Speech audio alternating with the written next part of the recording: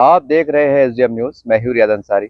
इस वक्त मैं महाराष्ट्र के तारीखी शहर औरंगाबाद से बात कर रहा हूं। जो आज का जो मेरा मजमून है, जो विषय है, देखिए वो आजकल सभी अखबार में देश भर के।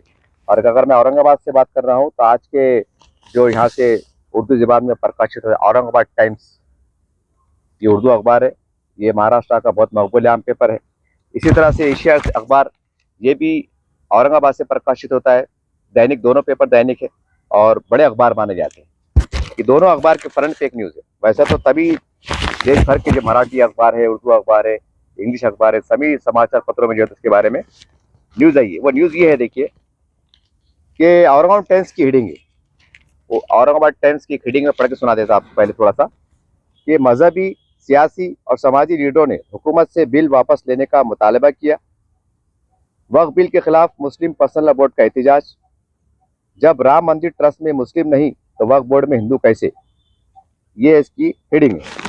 और इसके अंदर मतलब एहतजाज किया गया है कि हम बर्दाश्त नहीं करेंगे। और सबका लगभग लगभग जो कहना है वो यही है कि भाई इस बिल के बहाने सरकार जो है, तो मोदी सरकार देश भर में जो है तो मंदिरों, उसको दरगाहों पे इस पे कब्जा करना चाहती है। इनकी नीयत सही नहीं है, बहुत सी बात हो रही है। लेकिन इसके बरखिलाफ में बड़ा अदब एहतराम के साथ हमारे चारों पांचों जो इस्लामी तंजीमें हैं, सियासी लीडरान हैं, सभी छोटे बड़े मिला के जो जंतर मंतर पे हाजिर रहे, उनकी खिदमत में चंद बातें पेश करना चाहता हूँ। कि देखिए कि वक्फ बोर्ड ये ऐसा नहीं कि आज से बना हुआ है, ये शुरुआत से है। और आज़ाद हिंदुस्तान के बाद से आज तक सबसे पहले जितने भारत के मुसलमान लीडर हैं, छोटे बड़े, और जितने सियासी पार्टी से जो वाबस्ता जुड़े हुए मुसलमान नेता है, छोटे बड़े, और चारों पांचों इस्लामी तंजीमों के जिम्मेदार, माशाल्लाह भी बहुत काबिल, पढ़े लिखे, ग्रेजुएशन, पीएच, पता नहीं, मतलब आला तालीम से हासिल करते लोग। ये सादे लोग नहीं है। ये ऐसा नहीं है कि भाई कोई देहात की, कोई खेड़े की, कोई मस्जिद की कमेटी है, दगड़ूबा, फत्तूबा, चांद पाशाह, चांद बाबा को बिठा दी, अपना मामला चल रहा है। ऐसा मामला नहीं है। ये बहुत दिग्गज लोग हैं, पढ़े लिखे लोग हैं। तो सवाल ये है कि ये वक्फ बोर्ड जब पूरी तरह से मुसलमानों के हाथ में था, इसके मतलब वक्फ मंत्री बोलिए, वक्फ बोर्ड के मेंबरान बोलिए, जो जिम्मेदार बोलिए, सब मुसलमानों के हाथ में था, तो फिर ये बर्बादी हुई कैसा, ये तबाही हुई कैसा? अच्छा ठीक है, तबाही हुई, तो फिर ये 75 सालों में जिस तरह से काम करना चाहिए था, आपने काम करे क्यों नहीं? आज आप जंतर मंतर पे चले गए। तो मैं तो जाती तौर से कहूंगा, क्योंकि भाई हमारा पास हिंदुस्तान में जमहूरियत है, लोकशाही है, हर एक को अपनी अपनी राय रखने का अधिकार, हक है। वही लोकशाही, वही संविधान का अधिकार इस्तेमाल करते हुए मैं कह रहा हूँ कि जंतर मंतर पर जितने भी लोग गए थे, ये मेरा जाती बयान है, ये कहीं ना कहीं पूरे 25 करोड़ जो हमारे देश के मुसलमान हैं, ये आपने इनको सिर्फ गुमराह करने का काम किया। बड़ा कड़ू सवाल है साहब, बड़ी तकलीफ हो रही है। मुझे खुद कहते तकलीफ हो रही है। ये मत कहिए कि मैं आसानी से कह रहा हूँ, मुझे खुद तकलीफ हो रही है। बोलते हैं ना कि गैर ने अगर धोखा दिया, गैर ने अगर नुकसान पहुंचाया तो तकलीफ नहीं होती, लेकिन अगर अपनों ने धोखा दिया, अपनों ने अगर चटका दिए तो वो तकलीफ होती। ये एक फितरी अमल है जिसपे हम, जिसको अगर हमारा सब कुछ अपना समझ के निछावर करते रहे, और उन्होंने अगर हमारे पीठ पे छुरा घोपा, खंजर घोपा और हमको लात मार के बाहर निकाल दिया तो बहुत तकलीफ होती। तो ये हाल जो है तो मुसलमानों के साथ हो रहा है। आप जरा शायद मायूस हो रहे होंगे, आप गुस्से में आ रहे होंगे कि यार ये आदमी पागल तो नहीं हो गया, इसको धूप तो नहीं लग गई, इसको रोजा तो नहीं लग गया, ऐसा कुछ तो भी बात हो रही है। लेकिन मैं बहुत कड़ू, मैंने कहा ना, मैं कड़ू सवाल कर रहा हूँ। अगर मराठवाड़े की बात करें, हाँ, तो भाई ये जमीनात के जरिए से कई कमीशन की रिपोर्ट है कि अगर वक्फ बोर्ड का इस्तेमाल अगर सही कर लिया जाए तो कम से कम महाराष्ट्र का मुसलमान, महाराष्ट्र की रिपोर्ट पेश कर रहा हूँ मैं आपको, वो सरकारी रिपोर्ट है, मेरी रिपोर्ट नहीं है, कि यहाँ का एक भी मुसलमान गरीब नहीं रहेगा, न जक़ात लेने वाला रहेगा, न भीख मांगने वाला रहेगा, न कोई सरकारी बैंक से ऐसा ये बोलेंगे साहब मुझे 2 लाख का लोन दो, ये भी नहीं रहेगा। यानी हर मुसलमान जो है तो देने वाला बनेगा। जक़ात, खैरात, इमदाद, अतिया जो भी है, ये सरकारी कमीशन की रिपोर्ट है कि अगर वक्फ बोर्ड पर अगर सही तरीके से काम कर लिया जाता तो आज मुसलमान कहाँ से चल जाते। तो सवाल ये है कि 30-35 सालों से जो राजनीति चल रही थी मुसलमानों को लेकर, ये क्या चढ़ा चढ़ा है? ये कौन सा तमाशा चल रहा था? हर इलेक्शन में तो यही बात होती थी ना कि मुसलमान गरीब है, मुसलमान पसमानदा है, मुसलमानों की हालत को बदलना है, ये करना है, वो करना है। इसके ऊपर तो इलेक्शन लड़ा जाता था। इसमें तो कोई दीन की दावत नहीं ऐसी थी क्या हो भाई 5 टाइम नमाज पढ़ो, ऐसा बात थी क्या? नहीं। विकास की बात, डेवलपमेंट की बात, ये बात होती थी, एजुकेशन की बात, लेकिन इस पे हुआ नहीं। तो सवाल ये मेरा कि इतने सालों से जब वक्फ बोर्ड सरकार ने आपके हाथ में दी, तो फिर आपने उस तरह उस पर निगाह क्यों नहीं रखी? और जब सब मुसलमानों के हाथ में, और सब मुसलमानों के हाथे के निगाहों से उनके सामने हुआ, जो भी हुआ कानून के फ्रेम में बिठा के लूटमार हुई, तो कौन से मुंह से हम मोदी सरकार को बुरा कहें? हम कौन से मुंह से ये कहे कि भाई ये मुसलमानों के दुश्मन है? कौन से मुंह से कहे, जबकि वक्फ बोर्ड सरकार ने आपके पास दिया हुआ है? और सवाल ये है कि वक्फ बोर्ड के जरिए से अगर हम प्री प्लान काम करते, आमदनी बढ़ाने का काम करते, तो आज जंतर मंतर पे बैठने की जरूरत नहीं पड़ती। आज जो गरीब ज़कात मांगते फिर रहे, खैरात मांगते फिर रहे, इसकी जरूरत नहीं पड़ती, जरूरत पड़ती नहीं थी। आज एजुकेशन कैसे भीख मांग रहे सरकार के सामने, ओ अजीत दादा मामू दो ना पैसे, ओ शरद पर खालू दो ना पैसे। मतलब ये ऐसा, समझ रहे बात को? ये तमाशा, कितनी शर्म की बात है। अगर भाई फर्ज करो एग्जाम्पल, मैं लखपति करोड़पति है, मेरे पास बैंक में पैसे पड़े हुए, घर में सोना चांदी पड़ा हुआ है, और अगर मैं भीख मंगे चाली करो, बाहर आके बोलो भाई मेरी मदद करो ना, सच्ची बोलो, आपको दिल क्या बोलेंगे? अरे बोलेंगे कि भामटा आदमी आ रही, कि मुंह पे मट्टे ले रहा आदमी बोलेंगे आ रही, या तो फिर बोलेंगे नहीं आ रही, निकल के पागल हो गए, साला लखपति आदमी होके बाहर भीख मंगते फिर रहा। ये हाल वक्फ बोर्ड का है कि हमारे मुसलमानों के पास इतना करोड़ों अरबों की दौलत होके हाँ भीख मांगते फिर रहे कि भाई मदद करो, ये करो, वो करो, और आज बोर्डे की सरकार की बुरी नजर है। तो सवाल ये है कि 30-35 सालों से जमीनात खाली पड़ी हुई थी, कि जिस तरह का काम काज चल रहा था, तो उस वक्त आप सो रहे थे क्या? आप सो रहे थे क्या? ये काम ऐसा नहीं ना कि भाई 1 साल के अंदर हो गया, 6 महीने में हो गया, संभालने का मौका नहीं मिला, या सोशल मीडिया पे नहीं आया, अखबार पे छपा नहीं, रात के अंधेरे में काम होगा, ऐसी बात नहीं। रिपोर्ट आ रही, कमीशन की रिपोर्ट आ रही, अखबार पे छप रहा, उसके धरने लिखड़े, मोर्चे लिखड़े, निवेदन दिए जा रहे, पेपरों में छप रहा, सब कुछ हो रहा, कैसी कैसी रिपोर्ट आ रही, और उसके बाद भी जो उस तरह की हलचल नहीं, तो फिर उसको क्या समझा देंगे आप? यानी 30-35 साल से अगर मैं महाराष्ट्र की बात करूँ, मराठवाड़े की बात करूँ, तो भाई आप सो रहे थे क्या? और आज आप बोले कि नहीं हम सरकार को छोड़ेंगे नहीं, हम सरकार को घेरेंगे, और सरकार जो है तो इस्लाम की दुश्मन है, सरकार जो है तो मुसलमानों की दुश्मन है। अरे बस वो तो बात की बात है नहीं, हो बात की विषय है कि राजनीति में इस तरह के बयान आते भी रहते हैं, लेकिन सवाल ये है कि जब तुम्हारे हाथ में चाबी दी गई थी खजाने की, तो तुमने उसका यूटिलाइज इस्तेमाल कहाँ तक सही किया? यह है सबसे बड़ा सवाल, यह है सबसे बड़ा सवाल। अरे आमदनी आपने बढ़ाई क्यों नहीं? आज मैंने अखबार में पढ़ा हूँ तफसीलात के साथ, तो ये कहा जा रहा है कि भाई हुकूमत की नीयत सही नहीं है, ऐसा नहीं है, वैसा नहीं है। यानी कि जब से वक्फ बोर्ड बना, जब से सिवाय 2-5% 5% मुसलमान, वो भी कौन से मुसलमान? जो मुतवल्ली थे, जिनके बाप दादा थे, हिले हवाले थे, बहाने थे, तो उन्होंने मतलब हिसाब से सेटिंग करके अपना उल्लू सीधा करे, अपना कानूनी फ्रेम में के काम करे कि कैसा कर ले कि कैसा, उनको। और जो बाहर के मुसलमान थे बेचारे गरीब, उनको तो हवा भी नहीं लग रही कि जमीन वक्फी है, कैसी है, क्या है, कि हमारा हक भी है, नहीं है नहीं। तो सवाल ये है कि जब तुम्हारे पास तुम्हारे खुद की जमीन आते हैं, तुम्हारा खुद का वक्फ बोर्ड है, सरकार ने उसके ऊपर तुमको काम करने का मौका दिया, तुमको चेयरमैन बनाया, तुमको वक्फ मेम्बरान बनाया, सरकारी एक कानून इसके लिए बनाया, और उसके बाद भी अगर उसकी लूटमार होती है, वो बर्बाद होता है, तो आप बोलिए ना, आप क्या बोलेंगे इसको? और किस तरह का पागलपन है, और कौन से पागल खाने में शरीक करना चाहिए? सवाल है ये, सवाल है ना भाई। जैसा आज पेपर में नहीं आता क्या, तो किसकी बेटी भाग गई, तो अपन क्या बोलते हैं? अरे माँ बाप को समझ रहे नहीं क्या? माँ बाप को मालूम नहीं क्या घंटे घंटे किससे बात कर रही थी, मोबाइल की इस्तेमाल कर रही थी? एक मिसाल जैसा अपन क्या बोलते, कितना आसान से बोलते, माँ बाप समझ रहे थे क्या? उनको समझ नहीं था जवान बेटी है, कब आ रही, कब जा रही, कब सो रही, एक मिसाल जैसा। यानी एक बेटी के ऊपर हम ऐसा इल्जाम लगाते हैं, कितनी हमारी नजर तेज हो जाती कि यार माँ बाप को समझना था। तो ये मामला वैसी है ना, अगर जमीन आज जा रही थी, क्या जा रही थी, तो सबसे पहले तो हमारे वक्फ बोर्ड बुमरान को समझना था, चेयरमैन साहब को समझना था, जो सियासी लीडर जो आज वो मार रहे, जंतर मंतर में जाके बैठ जा रहे, सभी लोग उसके अंदर शामिल है। तो आप क्या कर रहे थे? जब आपने उस वक्त जाके वक्फ मंत्री से जाके सीओ साहब से जाके क्यों नहीं पूछे कि भाई ये जमीन गई कैसा, इसका मामला तय हुआ कैसा, कौन से हिसाब से हुआ, इसका माहिती अधिकार कोष, ये नहीं। और आज फिर एक बार जो है तो मुसलमानों को कहने के बेवकूफ बनाने का काम चल रहा है।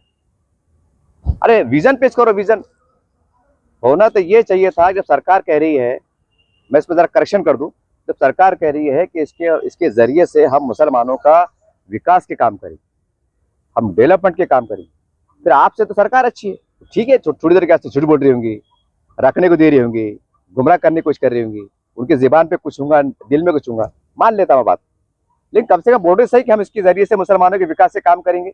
आपने जब 35 साल में वो भी काम नहीं करे, बात भी नहीं बोले कि हम गरीब मुसलमानों के विकास के कुछ नियोजन लेंगे, नहीं लेंगे। तो तुमसे तो अच्छे वो है, कम से कम दिखावा तो कर रहे, नाटक तो कर रहे कि हम विकास के काम करेंगे, और करेंगे वो, इसमें कोई शक नहीं, करेंगे, मगर कितना करेंगे, 4 आने करेंगे, 12 आने अपने हिसाब से काम करेंगे, कानून के फ्रेम में बिठा के काम करेंगे, ये है।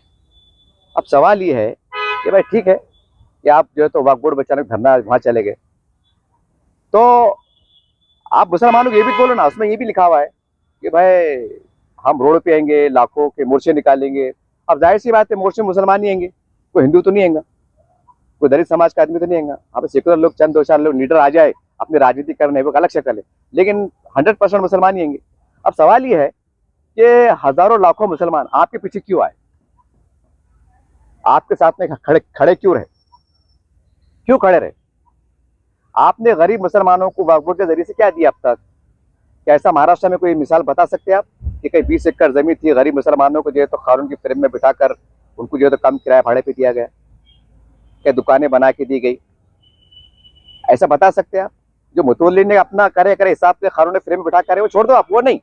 एक ऐसा मुसलमान जिसको कोई वक्फ बोर्ड समझता नहीं, वक्फ कानून मालूम नहीं, क्या ऐसे मुसलमानों को आपने बिठाने का काम किया? हम तो पेपर में सुनते हैं कि वक्फ बोर्ड के कर्मचारी तनख्वाह नहीं। अब कितनी शर्म की बात है यार, कितनी डूब मरने वाली बात है।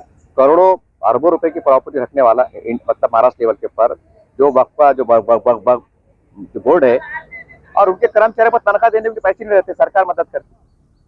तो अब ये कितनी मतलब उसकी बात है, ये पागलपनी की बात है कि भाई आपके पास करोड़ों अरबों रुपए की जमीन है और आप उसका नियोजन नहीं कर सकते, तो फिर वो वक्फ बोर्ड आपके हाथ में रहना क्यों?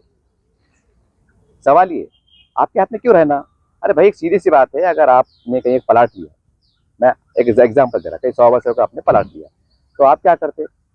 बैंक से लोन लेते, सटिंगा मिलाते, कर्जे लेते, सटिंगा कराते, वहां पर 2-3 मालिक 3 मालिक बिल्डिंग निकालते, नीचे जो है तो 6-7-10 दुकान निकालते, ऊपर जो है तो ऑफिस की जैसा वो बनाते, उसके ऊपर घर बनाते, नीचे दुकानों का किराया जो है तो 20,000 जाता, 20,000 15,000 किराया जाता, 10 दुकान कितने हो गए, 2 लाख रुपए महीना इसका आता। ऊपर जो है छोटे मोटे बैंक को, प्राइवेट बैंक को सस्ता किराए से देते, उसका कम से कम 1 लाख 1.25 लाख आता, यानी 3-3.25 लाख ही हो गए।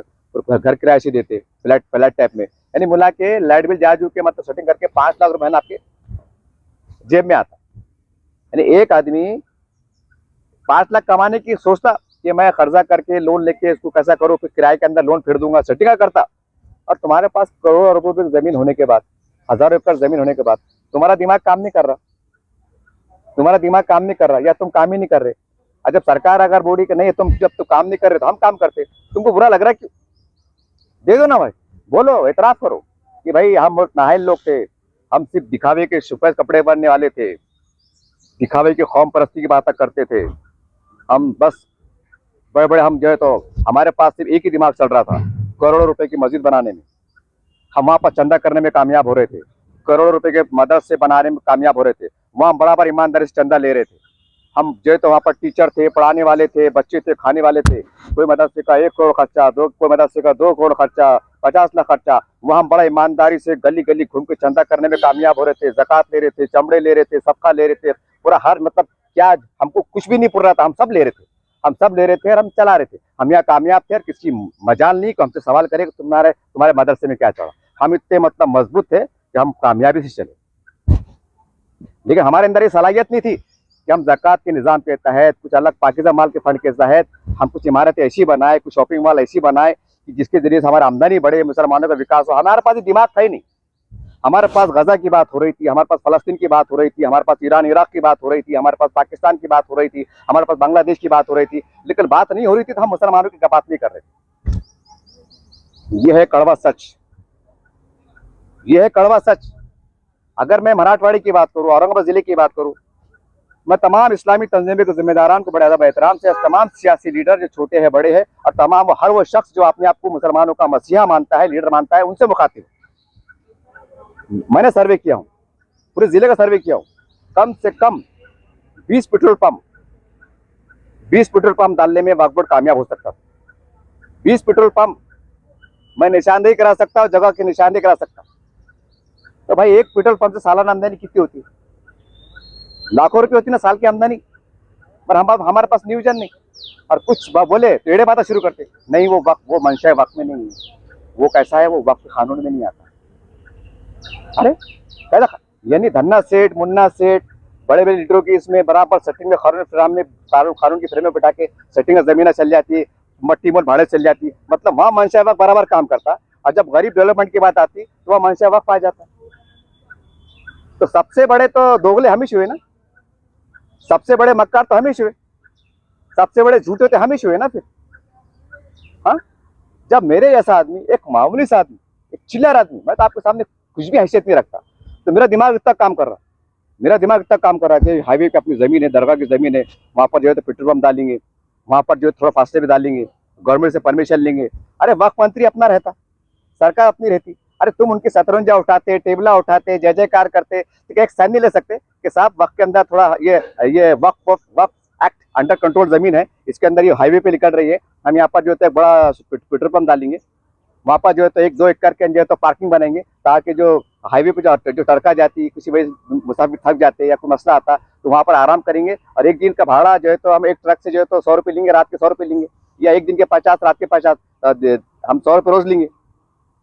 वो गाड़ा खरीदने का अलग किराया आता, पेट्रोल पंप का किराया आता। यहाँ आपका दिमाग काम नहीं कर रहा, यहाँ आपका दिमाग काम नहीं कर रहा। जंतर मंतर जाएंगे, दिल्ली जाएंगे, वो तो अच्छा हुआ कि अमेरिका के वास्ते परमिशन नहीं, ट्रेन वहां तक नहीं है, नहीं तो हमारे बहादुर लीडर, हमारे जो कौम के जो जियाले लीडर और कौम के मिल्लत सरबरा, ऐसा में होता है कि अगर ट्रेन का रहता ना, बगैर वीजा के जाते तो वो अमेरिका में जाके धरना देते। अगर वहां इसका हेड ऑफिस रहा तो वहां करते, ट्रेन से जाते, चिल्ला पुकार करते, हम अमेरिका जाके एहतजाज करेंगे। मतलब कानून नहीं है वैसा, मतलब वैसा सहूलत नहीं, न तो हमारे लोग अमेरिका जाके करता, बताते देखो है मुसलमानों, हम तुम्हारे रास्ते अमेरिका में जाके एहतजाज करें। यह है हमारी सूरत हाल। बड़ा दुख हुआ मुझे, ये सवाल दुख हुआ साहब मुझे। इसमें लिखा हुआ है कि जब राम मंदिर के ट्रस्ट में मुस्लिम नहीं तो वक्फ बोर्ड में हिंदू कैसे? सही बात है कि जब भाई ट्रस्ट में हिंदू नहीं तो बोर्ड में हिंदू कैसे, वक्फ बोर्ड में हिंदू कैसे? अब सवाल यह है कि जब सबके सब आप मुसलमान हैं तो फिर लफड़े कैसे, भ्रष्टाचार कैसे, लूटमार कैसी, तबाही कैसी? सब मुसलमान है ना, तो कैसी? और अल्लाह ने फरमाया हुआ एक जगह कि हे मुसलमानों, तुम इस गुमान में मत है ना कि अगर तुम हमारा काम नहीं करेंगे तो हम गैरों से काम ले लेंगे। तो अल्लाह का जो वादा है, अल्लाह का जो ऐलान है, वो इस पैगाम के जरिए पूरा होगा कि मुसलमान जो है तो 60-65 सालों में नाहल साबित हुए, नाकारा साबित हुए। तो अल्लाह ने जो है तो मोदी जी को हिदायत दिया, मोदी उड़ जा, तो अब उड़ जाओ, हाथ में कंट्रोल करो, डंडा मारो। ये लोग सुधरने वाले भी नहीं है, और तुम डंडा चलाओ कि तुम्हारा डंडा ऐसा है, और जब तुम बोल देते हो करके बता दो। तुम जो बोलते बराबर कानून की फ्रेम में लेते और करके बताते। ये है मोदी जी का कमाल। अरे भाई जब मैं तो कहूँगा, मैं इस पर थोड़ा सा तरमीम करना चाहूँगा, थोड़ा करेक्शन करना चाहूँगा कि इसके लिए ऐसा करो आप, मैं तमाम जो मुस्लिम पर्सनल लेवल के जिम्मेदार है ना, उनको बोलो कि हमारे वक्फ बोर्ड के अंदर हिंदू लो, मगर कैसे लो? कोई रिटायर्ड जज की लो, महाराष्ट्र में एक सिटिंग जज और 2 रिटायर्ड जज, यानी वक्फ बोर्ड के कार्यालय में क्या ऑफिस ऐसा बनना जो रिटायर्ड जज साहब का ऑफिस, यानी जज साहब की निगरानी में काम होना कि भाई ये चेंज रिपोर्ट कैसी हो रही, जमीन के लफड़े कैसे हो रहे, जमीन भाड़े से कैसे जारी, कौन से कानून से जारी, कौन से फ्रेम में जारी, ये जज साहब की निगरानी में काम होना है। ऐसा मांग करो ना, तुम बड़े हिंदू होने मतलब मुसलमान होना और मुसलमानों को फायदा नहीं होना, तो ये कोई किसी बात ने सिखाया धंधे, यानी सब मुसलमानों के हाथ में होना और मुसलमानों को फायदे नहीं होना, और फायदे होना धन्ना सेठ के, मुन्ना सेठ के होना, और मुसलमानों ने वही बिल्डिंगों के सामने लब्दो बेचना, मौत बेचना, बर्फ पे गाड़ा लगाना। किसके बाप ने सिखाया है? ये ऐसी राजनीति, यार ऐसी कौम परस्ती, क्या है ये? कौम परस्ती है ये, कौम के रहबर बोलेंगे इसको, क्या बोलेंगे? बहरहाल मैं जाती तौर से ये कहूँगा कि खुदारा कौम को गुमराह करना बंद कर दीजिए। अगर आपको बुरा लग रहा होगा, आप बोलेंगे जनाब ये आदमी पागल हो गया, तो इस पागल का एक जवाब दीजिए, ठीक है ना? थोड़ी देर का पागल सही, ये पागल का दूसरे सवाल का आपको जवाब दीजिए कि आप ऐसा ऐलान क्यों नहीं कर रहे कि हम यहाँ से जो है तो बड़े पैमाने पे जो है तो मतलब मुसलमानों के लिए आबादियाँ बनाएंगे, कॉलोनियाँ बनाएंगे, इनके विकास से काम करेंगे। क्यों नहीं करेंगे? आप विजन तो पेश करो। खाली ये बड़े वक्त की जमीन बचना है, अरे बचा के कर रहे क्या? अचार दाड़े, नीम का दाड़े, नींबू का दाड़े, और कुछ तो बोलो कि भाई ये गरीब मुसलमानों के लिए हम एक सर्वे करने वाले हैं। अरे 75 साल हो जाते हैं यार, 25 साल का एक सदी बीतने की, एक सदी बीतने की, बीत जाने के करीब करीब है। और आज आप सिर्फ ये बात कर रहे हैं, यानी कि अब तक जो चला बंदराबाद चढ़ी चली, अब जब पूरा अब सरकार ने देख ली। पहले सरकार खामोश क्यों थी? कि सरकार को मालूम था कि वक्फ बोर्ड है, इसका कानून है, इसका एक अपना जाब्ता है, एक मजहबी मामला थे, तो सरकार डरती थी। लेकिन सरकार ने 30-35 साल में देखी, मतलब सरकारों ने देखी, अरे यार ये तो देव धर्म की जमीन है, ये फर्स्ट क्लास मिल बांट के मतलब चल रहा है इनका, तो फिर क्यों ना अपन भी हाथ डाले इसके अंदर। सर मतलब जो फिर उस जमाने के जो लीडर थे उन्होंने कानून के फ्रेम में रह के हाथ डाले, किराए भाड़े से जैसा भी लिए। अब सवाल ये है, जब ये वक्फ बोर्ड पूरी तरह से जैसा बोलते हैं मुसलमानों के है, तो फिर ये बड़े बड़े मुसलमानों के मतलब किराया भाड़े से क्यों दी गई? ये बड़े बड़े उद्योगपति के पास किराया भाड़े से कैसे गई? ये है बड़ा सवाल। कौन से फ्रेम में दिए आपने, कौन से कानून से दिए? क्या मुसलमानों में कोई लखपति नहीं है क्या, करोड़पति नहीं है क्या? चलो थोड़ी देर के वास्ते नहीं, थोड़ी देर के वास्ते मालूम नहीं है। हमारे पास 4-5 इस्लामी तंजीमें हैं, ये अगर चाहे तो पूरे महाराष्ट्र में वन टाइम में लाखों और करोड़ों रुपए जमा कर सकते, और करोड़ों रुपए लगा के हम फैक्ट्री डाल सकते, हम एक कॉलोनी बता सकते, एक मॉल तैयार कर सकते, हम कर सकते, लेकिन हम नहीं है। जब हम ये भी नहीं कर सकते, हम ज़कात खैरात के इंतजाम के जरिए, जब 2 मिनट के मान लो कि भाई मुसलमान पैसा नहीं, तो फिर हमारे पास ज़कात का निज़ाम है, हमारे पास पाकीज़ा माल का निज़ाम है, हमारे पास निज़ाम है ना। अरे जब औरंगाबाद के मुसलमानों को देखेंगे कि नहीं भाई हमारे पास की ये साल की ज़कात में से एक फला फला एक वक्फ ज़मीन के ऊपर जो है तो 7 माले की बिल्डिंग बनी, उसके अंदर 100 एक दुकानें निकली, और उसके अंदर जो है तो वहाँ उसका जो वो आ रहा पैसा, वो पैसे जो है तो गरीब मुसलमान जो डॉक्टर बन रहे, ये बन रहे, उनको वजीफा जा रहा, बेवाओं को मिल रहा, खुल्लम खुल्ला आ रहा, तो ये भी खुश होंगे ना, ये भी देंगे। अब यहाँ ऐसा हो रहा है कि करोड़ों रुपए की जायदाद रहने के बाद भी हम पेपर में पढ़ते कई बार कि भाई वक्फ की तनख्वाह नहीं है। अब सुधार आया, ये साल 2-3 साल में सुधार आया। पहले क्या सुनने में आता था, वक्फ की कर्मचारी तनख्वाह नहीं है, परेशान है। अरे अरे परेशान है, शर्म से डूब बढ़ने वाली बात है कि करोड़ों रुपए की प्रॉपर्टी रखने वाले ये डिपार्टमेंट, इतना बड़ा इदारा जो है तो तनख्वाह के लिए मोहताज है। अरे शर्म से डूब बढ़ने वाली बात है। जब तुम तनख्वाह के लिए मोहताज है, अरे छोड़ो ना वहां धंधे, फिर तैयार इसको इस्तीफा दो, धंधे पानी करो, मौसी गाड़ी लगाओ, अल्लाह तुमको उसका अजर देगा। क्योंकि इसमें क्या हो रहा है, लफड़े हो जा रहे, सहना मारने में। फिर अपन अपना अल्लाह का क्या हुक्म है कि आए मुसलमानों, अगर कहीं बुराई देख रहे तो बुराई को हाथ से रोको। पहले हुक्म क्या दिया गया, अगर तुम ताकत रखते तो हाथ से रोको। दूसरा हुक्म ये दिया गया, जुबान रखते जुबान से बुरा बोल के रोको। और तीसरा हुक्म क्या है, दिल से बुरा मानो। अब जब जो वक्फ बोर्ड में काम कर रहे हैं, जब उनको दिख रहा है गलत सलत चढ़ रहा, तो जाहिर सी बात है फिर तुम भी इसकी भागीदारी बन जा रहे ना। तो आखिर में जूते खाने धंधे का कर छोड़ दो, वरना भैया यहाँ पर सब गलत काम चढ़े या खानों की फ्री में बिठा कुछ अलग ही काम चढ़े, हम छोड़ देते, हम लब्धे बेचेंगे, हम जाम बेचेंगे भाई, कम से कम हमारे आखिरत तो सुधर जाएंगे। ठीक है, आपने नहीं करे कुछ लेकिन आप गवाह तो बन गए ना। कल यौम आखिरत में जितने भी वक्फ बोर्ड के जितने चेयरमैन गुजरे, मेंबर गुजरे, कल यौम आखिरत में अगर अल्लाह को पूछ ले, अल्लाह अगर आपसे पूछ ले कि बताओ ये लफड़े की जमीन चढ़ रही थी, ये जमीन बंदरबाज चढ़ रही थी, और तुम वक्फ बोर्ड के मेंबरान थे, तुम चपरासी थे, तुम चेयरमैन थे, तो तुम क्या कर रहे थे भाई से मुसलमान के? ये बोलेंगे नहीं ना अल्लाह मियाँ, चेयरमैन साहब के हाथ में था ना, हमारे हाथ में क्या था ना, साहब नौकर निकाल देते, ऐसे बातें करेंगे। यानी अब फिर क्या होता है, नारे तकबीर, अल्लाह अकबर, ये बुजुर्गान दिन की जमीन है, ये मतलब हक की जमीन है, ये मतलब ये ऐसा है। अरे बाप रे, ऐसा शरीयत का दायरा बताते। अरे ये लूटमार शरीयत, हमारी शरीयत याद नहीं आती, वहाँ ईमानी गैरत याद नहीं आती, वहाँ ईमानी जज्बा छलकता नहीं कि नहीं ये गलत हो रहा बोल के। अरे जंतर मंतर में जा रहे, अरे एक वक्फ बोर्ड पूछो ना, उसकी फाइला निकालो ना, फाइला निकालो ना, किसके इशारे पे काम हुआ, कैसे काम हुआ, कितने कर गए, इसका भाड़ा क्या था, कि वापस नहीं हो सकती था।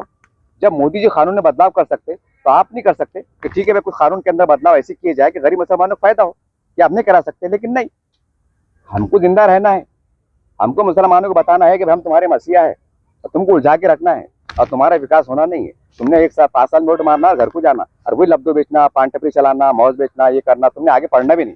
ये हमारी सोच है। सही है ना? सही है न? तो मैं दावा कर रहा, वक्फ बोर्ड का चेयरमैन सीईओ जो है ना, मेरे को बना के देखो आप, और पूरे पावर के साथ, कोई ऊपर से फोन नहीं आना। मैं कानून के फ्रेम में रह के काम करूंगा, वक्फ बोर्ड के कानून के फ्रेम में रह के काम करूंगा, और कुछ फैसले ऐसे बड़े लूंगा कि जिससे सरकार को भी फायदा हो, कौम को भी फायदा हो, गरीब मुसलमानों को फायदा हो। जब मेरे जैसा इतना मामूली से चिल्लर आदमी जो इतनी बड़ी सोच रखता हो, इतने बड़े अज़ाम रखता हो, और आप इतने बड़े जंतर मंतर पे जा रहे हो, व्हाइट कपड़े में जा रहे हो, लाखों लोग जमाने की ताकत रखते, और आपका दिमाग नहीं चढ़ रहा, तो क्या बोलेंगे इसको आप? क्या नाम देंगे इसको आप? अरे मैं चैलेंज कर रहा, बिल्कुल कानून के दायरे में रहकर पहली फुर्सत में पेट्रोल पंप डालूंगा मैं। और पैसे कम पड़े, अरे यार क्या नहीं हो रहा, अरे बड़े लीडर है ना, सेटिंग कैसा कराते, सीट मिलना, टिकट मिलना, सेटिंग कैसे कराते? यहाँ सेटिंग नहीं कराते। क्या काम नहीं होता भाई, क्या काम नहीं होता? कानून की फिर मेरे काम नहीं होता। यहाँ यहाँ नहीं दिमाग नहीं चलता, यहाँ लग नहीं लगाते कि साहब फैन मार दो ना, नहीं चलता। अरे 10 पेट्रोल पंप डालो, लाखों की आमदनी शुरू हो जाती, लाखों की आमदनी शुरू हो जाती। मैंने हम हमारी प्रॉपर्टी रहने वाले खाने को मार रहे, और क्या बोले नहीं जंतर मंतर भी जाएंगे, इस पे लिखा हुआ है। और बोले यहाँ हिंदू नहीं होना, बोले नहीं यहाँ हिंदू नहीं होना, बोले ये नहीं। मुसलमान खुद बोले नको, ये अच्छा है एक हिसाब से हो, आप बोले ना, क्योंकि भाई हिंदू क्या है, देव धर्म के जमीन को वो करता है, मतलब इज्जत करता है। अब एक हिसाब से अच्छा भी है, बेचारा को हिंदू आ जाएगा, वो भी उसको भाई वो भाग जाएगा, वो भी आखिरत में गुनहगार हो जाएगा। एक हिसाब से अच्छा है कि बेचारे हिंदू बच जाएंगे। वैसा तो वल्लाह आलम क्या बात है, वो बहुत जला उठ के बोल रहा हूँ साहब। मैं आज औरंगाबाद की मिसाल ले लो, आज जालना रोड की मिसाल ले लो, जालना रोड की मिसाल ले लो ना, इसके ऊपर लब खामोश। कैसे हुआ था, क्या किराए से गया था, किराया वापस नहीं हो सकता, वो किने परमिशन दिया था, वो क्या हुआ था, इसके ऊपर कमीशन नहीं बिठाते, इसके ऊपर आवाज नहीं उठाते। मतलब कुछ हुआ ना मोटे अल्फाज में, नहीं अब जलेगी बन गई, अब क्या करते, आपके अपने बाप को मिलता जान दो, अब होता भी नहीं, सरकार भी उनकी है, सब उनका ऐसा ऊपर ऐसा चढ़ा, यानी एड़े बातें करके छोड़ दे। मतलब जो चलेगा चलेगा। अरे तुम इसके वास्ते लड़ो, ये जमीन खाली होना, खाली तो अपनी वापसी नहीं होती हो, लेकिन मोटे अल्फाज में बोला खाली होना, लेकिन नहीं, क्यों खामोश बैठे भाई, क्यों? ये सवाल है। अरे वक्फ बोर्ड के जरिए से तुम्हारे पास कोई विजन नहीं है, कोई मंसूबा नहीं है, कोई बड़े बड़े शॉपिंग मॉल करने का तरीका नहीं है, ये चारों पांच इस्लामिक तंजीम वहां पर एकदम शान से कूद रही है। आप करोड़ों अरबों रुपए चंदा करने की ताकत रखते हैं हिंदुस्तान के अंदर। आप अगर अजायम करें कि हम ये साल के अंदर जो तो हमारे लोग, हम खुद जो तो गली गली जाएंगे और मुसलमानों से 1-1 रुपए की चंदा मांगेंगे, और इंशाल्लाह हम गरीब मुसलमानों को कानून के दायरे में रहकर जो तो बसाने का काम करेंगे। बड़े बड़े शॉपिंग मॉल निकालेंगे, हम भाड़े से जाएंगे, उसका टैक्स गवर्नमेंट को भी जाएगा, हम जो तो उसके जरिए उसकी जो आमदनी होंगी जो तो गरीब मुसलमानों को वजीफे देंगे। सुनने में नहीं आता, हम वो नहीं काम कर सकते, हालांकि आप ताकत रखते।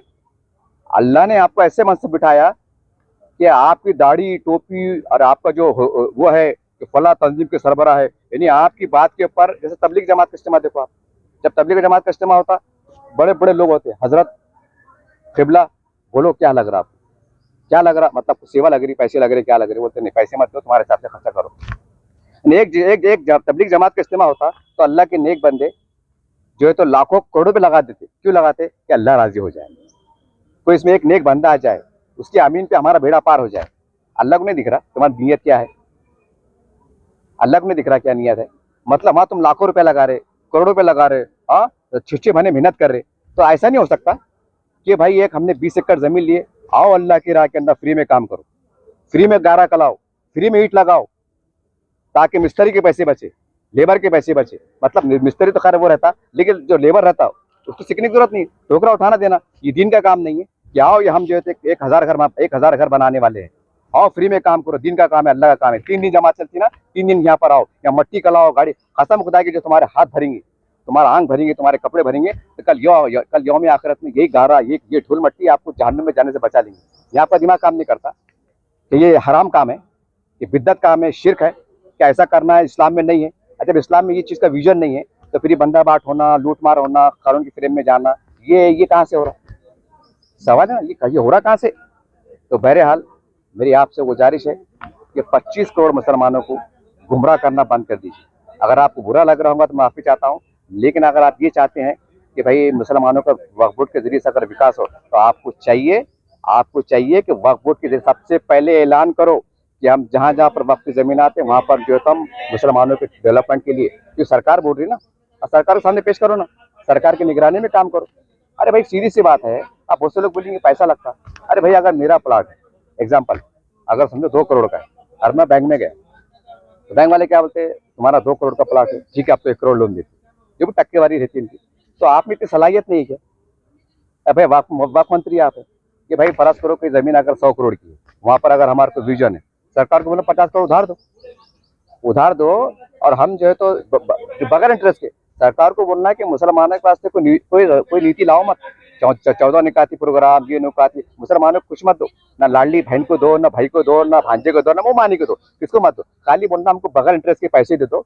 ऐसा 100 करोड़ की जमीन 50 करोड़ दे दो, 50 करोड़ के अंदर हम 2 साल में भाई बिल्डिंग बनाते, किराया भाड़े देते, और तो हम आपको जो है 10% भाड़े फेडेंगे 50 साल में। या तुम कैसा होते 99 साल का एग्रीमेंट, हम 100 साल में फेडेंगे 50 करोड़। हम वो कुछ पैसा इधर भी लगेंगे, कुछ पैसा आपको फेडेंगे। तो गवर्नमेंट को भी मांगने की जरूरत नहीं। वही पैसे के अंदर जो भाड़े लाखों रुपए होंगे, वही उसके अंदर जो तो गरीबों को काम करो, बेवाओं को दो, एजुकेशन पे काम करो। अरे वो वक्त की जमीन इसके आशीष है ना, बेवा मिस्किन गरीब उसके आशीष है कि लीडर के वास्ते है क्या हो, कि लीडर को लीडर वो होना, लेकिन नहीं सरकार के वास्ते, लेकिन नहीं, लेकिन आप वो काम करेंगे नहीं। आप ये बड़े हिंदू नहीं होना, ये नहीं आपने क्या बोले इसके अंदर हिडिंग है। देखो, जब राम मंदिर ट्रस्ट में मुस्लिम नहीं तो वक्फ बोर्ड में हिंदू कैसा? बोलो आप, जबकि सरकार मोदी साहब की, मुख्यमंत्री हिंदू, तमाम ज्यादातर मेजोरिटी में आमदार खासदार हिंदू, तमाम अधिकारी हिंदू, और सब उनके जरिए से काम हो रहा, संविधान के हिसाब से काम हो रहा। वक्फ बोर्ड को जो है तो कहना कि उनकी हिमा पर उनकी निगरानी में काम चल रहा, पूरे हाई अथॉरिटी। वो अगर बड़ा कुछ काम करने का रहता आप बोलते हैं ना वक्फ बोर्ड में गए, नहीं वो मंत्रालय से लाना पड़ेगा। क्यों भाई? मंत्रालय में कौन बैठे हुए? तुम सीईओ साहब है, तुम फैसले करो ना। अरे भाई शरीयत के हिसाब से, कानून के हिसाब से अगर सही हो रहा था तुरंत साइन मारो। ऐसा क्यों बोलते? नहीं वो मीटिंग में रखना पड़ेगा, वो मंत्रालय जाना पड़ेगा। ये क्या बात है? ये क्या बात है? और आज भी देखो कई मस्जिदें वीरान पड़ी हुई है, ऐतिहासिक मस्जिदें वीरान पड़ी हुई है, उसको कोई आबाद करे के लिए कोई लाहेमन नहीं, कोई अमल नहीं। मुसलमानों का क्या चल रहा है? हाँ, मुसलमानों की मतलब शादियां, गरीबों को शादियां क्या हो रही, इससे मुसलमान की बेटियां मुद्दित हो रही, क्या हो रही, उस पर कोई लाहेमन नहीं, उस पर कुछ चिल्ले पुकार नहीं। कौन दो हजारों मुसलमान की बच्चे तेरे जान दो, अपने के बाप का जा रहा, अपनी बच्ची बची हुई है ना भाई। मसला वही चाह रहा ना, फिर मसला वही चाह रहा। हमको एहसास नहीं ना। अरे भाई जरा आप दिल पे गौर करो कि अगर किसकी बहन, किसकी बेटी अगर घर से भाग जाए तो उसका दिल क्या बोलेगी? अगर वो खानदानी है, बड़ा है, उसका दिल क्या बोलेगा? उसकी रात में हरा बोलेगी। सच की बात है ना। लेकिन हजारों बेटे चल जा रही, कोई एहसास नहीं। हम ये बोल के बच जा रहे, अरे मुसलमानों को समझ रहे नहीं क्या, माँ बाप ने पैदा करे छोड़े क्या, हम समझ नहीं क्या, नहीं पाले या तो फायदा क्यों करना, ऐसी रिकाम बातें करके मतलब अपने आप को बचा ले। लेकिन आज तो बच जाएंगे साहब, लेकिन कल आखिरत में नहीं छूटेंगे। बहरहाल मैं आखिर में इतना ही कहूँगा कि ये जो बोर्ड है ना, तो सबसे पहले ये तमाम जंतर मंतर पे धरना देने वालों, ये तमाम मुसलमानों के मसीहा का दावा करने वालों, मैं आपसे पूछना चाहता हूँ, जब महाराष्ट्र में, मराठवाड़े में लूटमार चल रही थी तो उस वक्त आप क्या कर रहे थे? कि उस वक्त आप ना समझ थे? कि उस टाइम आप 12वीं के तालिब इल्म थे, कि मैट्रिक में थे, कि राजनीति पे आए नहीं थे, कि आपको वक्फ बोर्ड समझता नहीं था, कि आपको मेंबर नहीं थे, कि आलम दीन नहीं थे, कि पक्के मुसलमान नहीं थे? आप क्या थे? पहले इसका सवाल का जवाब दे दीजिए। जब आप सब कुछ थे तो फिर जब आवाज क्यों उठाई? जब आपका ईमान क्यों नहीं जागा कि नहीं यार तो मराठवाड़े का मसला है? हाँ, तो कहाँ से लोग आ रहे, कहाँ से लोग चल जा रहे? हैदराबाद से, बंगाल से, कश्मीर से, कहाँ से बहुत बड़े नेता पहुंच जा रहे। अरे जब लूटमार हो रही थी, जब एहसास क्यों नहीं हुआ कि नहीं यार आज अंतर मंतर भी क्यों जा रहे? आज वक्फ बोर्ड का याद क्यों आ रही है आपको? जब लूटमार हुई, जब आपको एहसास नहीं हुआ कि यतीमों का, गरीबों का हक मारा जा रहा? क्यों एहसास नहीं हुआ? अरे एक कमिश्नर साहब औरंगाबाद के, मुस्लिम कमिश्नर साहब, पेट्रोल पंप डालते 4-5, आस्तिक कुमार पांडे साहब, उस वक्त एक छोटा सा कमिश्नर जो बाद में जिला कलेक्टर बने, वो कलेक्टर साहब सरकारी अधिकारी होके ये सोच रहे कि महानगर पालिका की आमदनी कैसे बढ़े। 5 पेट्रोल पंप डालते, 5 और लाखों रुपए की आमदनी साल की होती। और हमारे पास रोड पे जमीन, हाईवे पर टच आज भी है, और हमारे पास शऊर नहीं, एहसास नहीं, बस अकेला चढ़ा रहे और कुछ छोड़ो तो हमारी तकबीर अल्लाह अकबर, जज्बाती बात है। अरे क्या है ये क्या है? और पढ़े लिखे लोग है ना, कानून क्या है, कायदे क्या है, हालात क्या है, देश कहाँ जा रहा, हमको क्या करना चाहिए, कोई दिमाग काम नहीं कर रहा। यानी बच्चे कुछ मुसलमान जो खुश है उनको भी तबाह बर्बाद करके छोड़ देंगे। और टाइम पड़ा तो फिर क्या है? फिर हम तो बंगलों में हमको सिक्योरिटी गार्ड जट सिक्योरिटी गार्ड मिलेंगे, मरो। बहरहाल सवाल ये है, ये सब बात कर रहे हैं कि राम मंदिर ट्रस्ट में मुस्लिम नहीं तो वक्फ बोर्ड में हिंदू कैसे? तो सवाल मेरा आखिर में चाहते थे ये है कि जब सब मुसलमानों के हाथ में था तो तबाही बर्बादी हुई कैसे? मैं तो कहूंगा कि मैं तो सरकार से, मोदी साहब से अपील करूंगा कि साहब वक्फ बोर्ड में मेंबर मत दो आप, बल्कि एक ऐसा नियुक्ति करो कि वक्फ बोर्ड के अंदर एक जज को बिठाओ, एक ऐसा जज जो निष्पक्ष हो, जो सख्त फैसले लेने के लिए मशहूर हो, उसके ऊपर इनकी छाती बिठा दो आप। महाराष्ट्र की जो एग्जीक्यूटिव बॉडी, स्टेट में जो वक्फ बोर्ड बना हुआ है, वहां पर इनको बिठा दो और एक ऐसे कानून पास करो कि जज की निगरानी के अंदर काम होंगे, जज की निगरानी में काम होंगे और इसके अंदर ये देखा जाएगा गरीब मुसलमानों को फायदा हो रहा है कि नहीं हो रहा। अगर नहीं हो रहा तो फाइल रुक जाएगी, खुद हो जाता। अब रही बात कि ये बोर्ड है, मैं मोदी साहब से अपील करना चाहूंगा कि जो मुसलमानों के ऊपर राजनीति कर रहे, जो मुसलमानों को गुमराह कर रहे, मैं आपको बहुत आसान सा मशवरा दूंगा, कसम खुदा है कि मोदी साहब अगर आप इस पर अमल कर लेंगे ना, ये आइंदा साल जंतर मंतर पे आने के काबिल रहेंगे। अब वो मशवरा क्या मैं आपको देता, खाली मोदी साहब एक कानून पास करो कि पूरे भारत के अंदर, पूरे भारत में, खाली ये गैन वापी संबल का जो मामला कोर्ट में चढ़ा वो छोड़ के समझो, क्योंकि कोर्ट में मामला है, पूरे भारत के अंदर सरकारी की तरफ से बोर्ड लगाया जाए पूरे भारत में, जहाँ मस्जिद है, दरगाह है, ऐतिहासिक है, जूनी है, पुरानी है, सब है वहाँ, कि भाई ये इसके अंदर कोई भी सरकार को हस्तक्षेप करने का अधिकार नहीं रहेगा और इसके अंदर कोई आ नहीं सकता और ये निष्पक्ष तौर से मुसलमानों की कमेटी के हवाले रहेंगे। ऐसा कानून बनाइए, यानी सरकार भी कुछ नहीं कर सकती, सरकार भी कुछ नहीं कर सकती, और ये है तो उसको हाथ में लगाया जाएगा। और आप बिल्कुल सुप्रीम कोर्ट की कमेटी में ऐसा कुछ ऐसा कानून बनाओ कि ऐसा लगना चाहिए कानून बनने के बाद एक आम मुसलमानों को लगना चाहिए कि नहीं यार ये बात में दम है, तो इनकी दुकानें बंद हो जाए। क्योंकि मसला क्या है, प्रॉपर्टी का है, हजारों एकड़ जमीन है। अब इन्होंने मुसलमानों को दिलाने का काम नहीं करे, मुसलमानों को बैठाने का काम नहीं करे, मुसलमानों को डेवलपमेंट के काम नहीं करे। अब सवाल ही फिर जमीन बचा कर रहे क्या, सब कर रहे क्या, तो चीज करो आप। मैं मोदी साहब से गुजारिश करूंगा कि ये बिल्कुल इनके सियासी जो है ना, इस जमीन के करोड़ अरबों रुपए की जमीन है, ये उसके ऊपर मामला है, उसके ऊपर हम कैसे कानून के जरिए से हमारे कॉलेज खड़े करें, हमारे कुछ ये करे वो करे, गरीब मुसलमानों के लिए काम नहीं करेंगे। हाँ, हॉस्पिटल बना रहे, हम ये भी देखते हॉस्पिटल बना रहे, तो क्या मुसलमान खाली बीमार पैदा हो रहे क्या, कि बीमारी मर जाना, मुसलमानों ने कमाना नहीं, खाना नहीं, उनके वास्ते कोई बड़े कंपनी टैप बनना नहीं। अरे मुसलमान 25 करोड़ है ना, करोड़ों अरबों रुपए कमाने की ताकत रखते हैं, करोड़ों अरबों रुपए चंदा देने की ताकत रखते हैं आप, और जो है तो आप जो है तो वक्त जमीन पे कंपनी बना नहीं सकते, कैसे मुसलमान है तुम। और क्या होते बोले 350 साल हुकूमत है, मकबरा हमारा है, ताजमहल हमारा है। अरे क्या काम के, अरे वो हमसे वो अच्छे थे जिनको लोग मुगल कहते थे, बाहर के आने वाले कहते थे, हमसे तो वो अच्छे, हम तो उनकी पैर की धूल के बराबर भी नहीं कर सकते, जो आपने आपको गर्व से भारतीय कहते हैं, भारत के नागरिक है, बड़े बड़े सरबरा है, अल्लामा है, पता नहीं क्या क्या है, बड़े बड़े बालखा है, लेकिन हम हमारे अंदर सलाहियत नहीं कि हम कंपनी खड़ा करें, कि वक्फ बोर्ड के जरिए से कंपनी खड़ी हुई, चंदे से जक़ात से कंपनी खड़ी हमने एक किया है, क्योंकि हमारे पास तस्वुर नहीं ना, हमारे पास तस्वुर नहीं, या शेख अपने देख। अरे ये हो नहीं सकता, जब मोदी सरकार इतना बड़ा फैसला ले सकती है, आप क्यों नहीं कर सकते। ये सब कुछ कर सकते साहब, अगर कौम का दर्द नहीं ना, आपको कौम का दर्द है नहीं, ना कौम के बेटियों का दर्द है, ना कौम के नौजवानों की बेरोजगारी का दर्द है, ना कब्रिस्तान की जो है तो लूटमार का दर्द है, ना वक्फ की जमीन की कोई दर्द नहीं। अगर दर्द है तो एक ही बात का दर्द है, हमारा वोट बैंक कैसा मजबूत हो, मुसलमान हमारे शिकंजे में कैसे रहे, और हमको जो है तो हर साल खामोशी में चंदा कैसे देते रहे और हमारा कारोबार चलते रहे। और मुसलमानों का कुछ भी नहीं, मुसलमानों कुछ भी नहीं, ना रोजगार में है। आज कितना दे रहे साहब, जरूरत है मतलब 1 कुंटल की, छटाक दे रहे, और छटाक दे क्या बड़े, हमने बहुत बड़ा काम करे। और हमारे पास तो एक नवाब निकल गया कि जेलों में जाने वाले मुसलमानों को ऐसा अलर्ट किया जाता 100 मुसलमानों का, जैसा पूरे 25 करोड़ मुसलमान जेल में, जबकि हजारों मुसलमान परेशान है, बेटियां परेशान है, बेरोजगार परेशान है, सब परेशान है, मगर वहां पर हम इतना फोकस नहीं करते। और उसके ऊपर जो है फोकस करते नहीं, हम मुसलमानों पर जुल्म हो रहा, फिसाद जल रही, ये कर रहा वो कर रहा, मतलब कुछ कर रहे हैं, विकास के ऊपर हमारा कोई फोकस नहीं है। जब तुम्हारी नीयत ऐसी रहेंगी, जब तुम्हारी सोच ऐसी रहेंगी, तो क्या होगा फिर। अरे मैं बोला ना कि मेरे को जो है ना, कसम खुदा की कोई तंजीम का जो है ना हेड बना दो आप, चाहे जमात इस्लामी हो, जमीयत उलमा, माफी के साथ कह रहा हूँ, आप मेरे बड़े मुझे बना दीजिए, मैं ऐसा 3 मंशूर पे काम करूँगा, 3 मंशूर, तालीम, रोजगार और सेहत, तालीम 3 मंशूर, और ऐसा जामे अंदाज से काम करूंगा कि 24 घंटे हिंदुस्तान की दौलत कराऊँ, पूरे वॉलंटियर से काम पे लगाऊंगा। सर सही रहमत खान भीख मांगे थे यूनिवर्सिटी का, भीख मांगूंगा कि साहब मेरी कौम को, मेरा कौम का एक एक बच्चा, एक एक बेरोजगार जब तक रोजगार से नहीं लगता, एक एक बेटी जो मेरे घर में बैठी हुई मेरी बहन, जब तक उसकी शादी नहीं हो जाती, बावफात अपने घर से विदा नहीं हो जाती, जो गरीब जो बेघर मुसलमान घर में से आता, चैन से नहीं बैठूंगा, सबको काम पे लगाऊंगा, 24 घंटे काम करूंगा। अरे अल्लाह देने वाला है, इधर दो इधर अल्लाह ही देता, काम पे लगूंगा। लेकिन हमारे पास मामला है इलेक्शन, जज्बाती बात है, जज्बाती राजनीति, इसके अंदर लाखों रुपये खर्च हो जा रहा, हजारों घंटे हमारे ज़ाय हो जा रहे, और मुसलमानों के हाथ में कुछ आ रहा ना, तो वक्फ बोर्ड कमेटी बना दी, चेयरमैन बना दीजिए ना। ऐसा काम करूंगा, लोग बोलेंगे क्या बात है यार, बंदे ने अंसारी साहब ने पूरे महाराष्ट्र के अंदर 1000 ट्विटर पंप डाल के बताया, बड़े बड़े लोगों से कानून के दायरे में रहकर जो है तो मतलब उनकी डील करूंगा कि 10% तुम कमाओ, लगाओ पैसा, कानून की फ्रेम में लगाओ, 10% मुनाफा तुम्हारा, 90% जो है तो वक्फ बोर्ड का, और वक्फ बोर्ड के अंदर भी जो है तो 20% जो है तो वक्फ बोर्ड के कर्मचारियों की तनख्वाह जारी, और 25 जो है तो 70% गरीब लोग कानून के साथ मिलकर बांटो। ये है तरीका।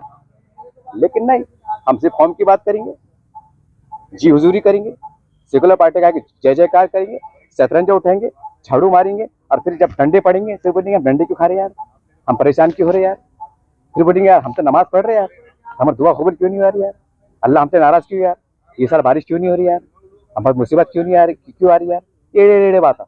बहरहाल अभी भी वक्त है कि मुसलमानों को जो सही जो जायज़ उनके मसाइल है, जो जहाँ मुसलमान परेशान है उसके ऊपर फोकस कीजिए, तो इसमें अल्लाह भी राजी है, समाज भी राजी है। वरना ये जो समाज है ना, ये सब देख रहा है, साहब व्हाट्सअप फेसबुक का ज़माना है, लोग जाग रहे हैं। इससे पहले कि ये आप इज्जत करना छोड़ दें, इससे पहले कि आप पे से उनका भरोसा उठ जाए। क्यों? क्योंकि लिखा हुआ आप ये मत समझो कि हम बड़े आलिम दीन है।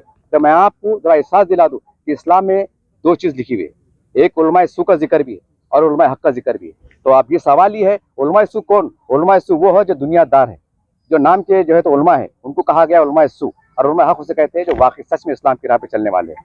तो सवाल ये है तो ये हिंदुस्तान इतना बड़ा है तो क्या इसमें उलमा सी नहीं हो सकते? तो नौज़-बिल्लाह वो शरीयत वो गलत है, क्या हदीस गलत है? देखो ना, जज करो आप। तो बहरहाल तमाम बातें थी, हालात हज़रा पे बहुत बड़ा तल्ख़ लहज़ों में तबसरा था। अभी भी वक्त है, ये मुसलमानों के जो जायज़ मसाइल है, जो उनके परेशान है उसके ऊपर फोकस करो, ये करो। इसमें ये नहीं बढ़ा कि ये मत करो कि गलत है कि ये गलत हुआ, लेकिन और भी हमारे जो काम रुके हुए हैं उसके ऊपर फोकस करो। ये मत बोलो कि भाई ये बहुत बड़ा काम है और मुसलमान इसको काम समझ रहे और बाद में उनका बांध काम हो जा रहा है, उनका तैनात हो जा रहा है, बाद में मुसलमान कहीं नहीं रहे। तो खुदा ऐसी हरकत मत करो। जैसा हम बोलते हैं हम ताजमहल के मालिक है, मकबरे के मालिक है, लाल किले के मालिक है, तो कम से कम उसकी लाज रख लो। कम से कम 20 मुसलमान की हैसियत तो औकात इतनी तो बता दो कि कम से कम तुम 20 बाय 30 के प्लाट की मालिक है। अगर हम उसकी भी मालिक है तो फिर कहानियां किस्से बता रही कहीं को, हमारा खून जला रही कहीं को, मत जलाओ ना। हुंदो तबाह, यूं भी तबाह, फिर भी बर्बाद, अल्लाह रब्बुल आलमीन है। बस इसी के साथ से आपसे अलविदा होता हूँ। देखते रहिए बस न्यूज़ चैनल। जय हिंद, जय महाराष्ट्र।